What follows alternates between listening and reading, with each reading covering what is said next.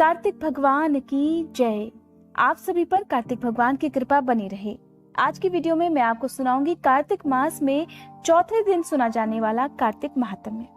अगर आपने इससे पहले के तीनों अध्याय नहीं सुने हैं तो आप मेरे चैनल पर जाकर इन अध्यायों को सुन सकते हैं। आज की वीडियो शुरू करने से पहले आप सभी से अनुरोध है, कमेंट बॉक्स में कार्तिक भगवान की जय जरूर लिखिएगा।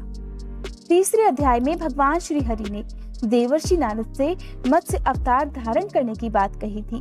तब भगवान श्री हरि देवर्षि नारद को कथा बताते हुए कहते हैं कि एक बार ब्रह्मा जी के पास से वेदों को बहुत बड़े दैत्य हयग्रीव ने चुरा लिया। चारों ओर अज्ञानता का अंधकार फैल गया, पाप तथा अधर्म का बोलबाला हो गया। तब भगवान ने धर्म की रक्षा करने के लिए मत्स्य रूप धारण कर उस दैत्य का वध किया। इस प्रकार राक्षस द्वारा चुराए गए वेदों की रक्षा भी की। कल्पांत के पूर्व एक पुण्यात्मा राजा तप कर रहा था। राजा का नाम था सत्यव्रत। सत्यव्रत पुण्यात्मा तो था ही, बड़ा उदार हृदय का भी था। सभी प्राणियों की सहायता करता था। सुबह का समय था, सूर्योदय हो चुका था। सत्यव्रत कृतमाला नाम की नदी में स्नान कर रहा था। उसने स्नान करने के बाद जब तर्पण के लिए अपनी अंजुरी में जल भरा, तब अंजुरी में जल के साथ एक छोटी सी मछली भी वहां आ गई। अब जैसे ही सत्यव्रत ने मछली को नदी के जल में छोड़ना चाहा, मछली बोल पड़ी, हे राजन, जल के बड़े बड़े जीव छोटे छोटे जीवों को मारकर खा जाते हैं। अवश्य कोई बड़ा जीव भी मुझे मारकर खा जाएगा, इसलिए कृपया कर आप मेरे प्राणों की रक्षा कीजिए। नन्ही सी मछली को इस प्रकार विनती करते देखकर राजा सत्यव्रत के हृदय में दया उत्पन्न हो गई। उसने मछली को जल से भरे हुए अपने कमंडल में डाल दिया। एक रात में मछली का शरीर इतना बढ़ गया कि कमंडल उसके रहने के लिए छोटा पड़ने लगा। इस तरह राजा जिस भी पात्र में उस मछली को रखता वही छोटा पड़ जाता और मछली का आकार 2 गुना बढ़ता जाता। कई पात्र बदल डाले लेकिन मछली अपना आकार बढ़ाती ही रही। तब सत्यव्रत ने एक दिन मछली को निकालकर एक सरोवर में डाल दिया, किंतु सरोवर भी मछली के लिए छोटा पड़ गया। सरोवर में जाते ही मछली का आकार और ज्यादा बढ़ गया। अब राजा सत्यव्रत ने मछली को सरोवर से निकालकर नदी में डाल दिया। अब नदी भी उस मछली के लिए छोटी पड़ गई। इस प्रकार जब सत्यव्रत ने देखा कि मछली का आकार तो बढ़ता जा रहा है, इसके लिए सभी पात्र छोटे पड़ गए, सरोवर छोटा पड़ गया, नदी भी छोटी पड़ गई। अब मैं इस मछली को इस नदी में से निकालकर समुद्र में डाल देता हूँ। ऐसा सोचकर राजा सत्यव्रत ने उस नन्ही सी मछली का, जिसका कि आकार बढ़ता ही जा रहा था, नदी में से निकालकर एक विशाल समुद्र में डाल दिया। बड़ा आश्चर्य हुआ, समुद्र में भी मछली का शरीर इतना अधिक बढ़ गया कि अब तो समुद्र भी मछली के रहने के लिए छोटा पड़ गया। अतः मछली पुनः सत्यव्रत से बोली, हे राजन, ये समुद्र भी मेरे रहने के लिए उपयुक्त नहीं है। देखो मेरा आकार और इस समुद्र का आकार, मैं यहाँ ठीक से रह नहीं पा रही हूँ। कृपया कर मेरे रहने की व्यवस्था कहीं और कीजिए।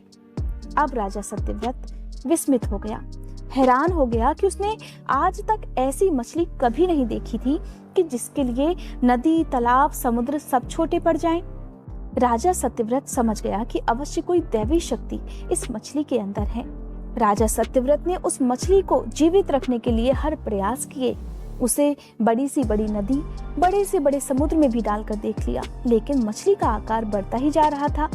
अब इस प्रकार हार मानकर राजा सत्यव्रत हाथ जोड़कर उस मछली से विनती भरे स्वर में कहने लगा, मेरी बुद्धि को विस्मय के सागर में डुबो देने वाले, आप कृपया कर मुझे बताइए कि आप हैं कौन। आपका शरीर जिस गति से हर दिन बढ़ता जाता है, उसे नजर में रखते हुए बिना किसी संदेह के कहा जा सकता है कि आप कोई साधारण मछली नहीं है, या तो आप कोई दैवी शक्ति हैं या परमात्मा हैं। अगर ये बात सच है तो कृपया कर मुझे बताइए कि आपने मत्स्य रूप धारण क्यों किया हुआ है। राजा सत्यव्रत बहुत ही हैरान और परेशान था। सचमुच मत्स्य रूप धारण किए हुए वो भगवान श्री हरि ही थे। मत्स्य रूपधारी श्री हरि ने इस प्रकार राजा सत्यव्रत की बात सुनकर और उसको विनती करते हुए देखकर मुस्कुराते हुए उत्तर दिया, हे राजन, एक दैत्य ने वेदों को चुरा लिया है और इस प्रकार वेदों को चुराए जाने के कारण समस्त जगत में चारों ओर अज्ञान और अधर्म का अंधकार फैल चुका है। मैंने उस राक्षस को जिसने सभी वेदों को चुरा लिया है, उसे मारने के लिए, उसका वध करने के लिए ही मत्स्य रूप धारण किया हुआ है। आज से 7वें दिन सारी पृथ्वी पानी में डूब जाएगी और जल के सिवा कहीं कुछ भी नजर नहीं आएगा। आपके पास एक नाव पहुंचेगी। आप सभी अनाजों और औषधियों के बीजों को लेकर सप्तऋषियों के साथ नाव पर बैठ जाइएगा। मैं उसी समय आपको फिर से दिखाई पड़ूंगा और आपको आत्म तत्व का ज्ञान प्रदान करूंगा। ऐसा कहकर भगवान श्री हरि, जो कि मत्स्य रूप धारण किए हुए थे, वहां से अंतर्ध्यान हो गए और राजा सत्यव्रत उसी दिन से भगवान श्री हरि का ध्यान करते हुए प्रलय की प्रतीक्षा करने लगे। 7वें दिन प्रलय का दृश्य उपस्थित हो उठा। चारों तरफ जल ही जल था। जल उमड़कर अपनी सीमा से बाहर बहने लगा। भयानक वृष्टि हो रही थी। थोड़ी ही देर में पृथ्वी जल में समा गई। संपूर्ण पृथ्वी पर जल ही जल दिखाई देता था। ठीक उसी समय, जैसा कि भगवान श्री हरि ने कहा था, एक नाव उस पानी में दिखाई पड़ी। उस नाव पर सप्तऋषि भी सवार थे। राजा सत्यव्रत सप्तऋषियों के साथ उसी नाव में बैठ गए। उन्होंने नाव के ऊपर संपूर्ण अनाजों और औषधियों के बीज भी भर लिए। इस प्रकार नाव प्रलय के सागर में तैरने लगी। प्रलय के उस सागर में उस नाव के अतिरिक्त कहीं कुछ भी दिखाई नहीं दे रहा था। राजा सत्यव्रत हाथ जोड़कर मन ही मन भगवान श्री हरि का ध्यान कर रहा था। अचानक मत्स्य रूपधारी भगवान श्री हरि प्रलय के सागर में प्रकट हो गए। सभी सप्तऋषिगण और राजा सत्यव्रत मत्स्य रूपधारी भगवान श्री हरि की प्रार्थना करने लगे। कहने लगे, हे प्रभु, आप ही सृष्टि के आदि हैं, आप ही पालन करता है और आप ही रक्षक हैं। दया करके, कृपया करके आप हमें अपनी शरण में लीजिए और हमारी रक्षा कीजिए। इस प्रकार राजा सत्यव्रत और सप्तऋषियों की प्रार्थना करने पर मत्स्य रूपी भगवान प्रसन्न हो उठे। उन्होंने अपने वचन के अनुसार राजा सत्यव्रत को आत्मज्ञान प्रदान किया और कहा, सभी प्राणियों में मैं ही निवास करता हूँ। ना कोई ऊंचा है, ना कोई नीच। सभी प्राणी एक समान हैं। ये संपूर्ण जगत नाशवान है, कहीं कुछ भी अमर नहीं है। इस नाशवान जगत में मेरे अतिरिक्त कुछ भी नहीं है और इस नश्वर जगत में जो प्राणी मुझे सब में देखता हुआ जीवन व्यतीत करता है, वो अंत में मुझ में ही मिल जाता है।